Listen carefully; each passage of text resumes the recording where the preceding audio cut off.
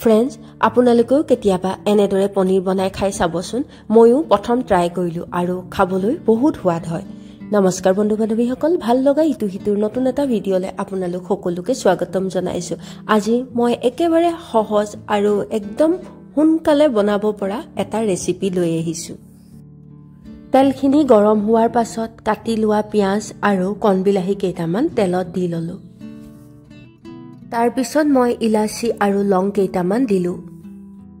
পিয়াজ আৰু বিলাহীখিনি অলপ হিজাৰ পাছত মই আন্দাজমতে হালধি দি লৈছো নিমখ মই তেলতে অলপ দিছিলো সেই কাৰণে পিছত দৰকাৰ হলে আকৌ দি লম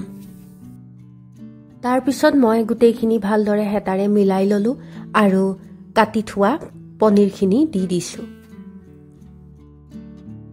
আৰু ভালদৰে মিলাই লৈ পিনে ঢাকন দি অলপ হিজিবলৈ দিম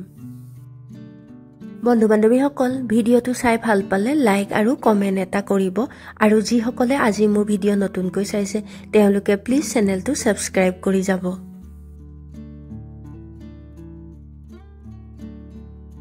এতিয়া মই এই পনীৰখিনিত অকণমান চাহি পনীৰ মছলা দি দিছো অলপ সময় হিজিবলৈ দিলো তাৰ পিছত মই দুটা জলকীয়া দি দিছো এতিয়া মই এটা কণী ইয়াতে ভাঙি দিম আৰু কণীটো ইয়াৰ লগত মিলাই ভাঙি দিছো বন্ধু বান্ধৱীসকল পনীৰৰ লগত এনেদৰে কণী ময়ো আগতে খাই পোৱা নাই প্ৰথম ট্ৰাই কৰিলো আৰু খাই ভাল পালো কাৰণে আপোনালোকৰ লগতো শ্বেয়াৰ কৰিছো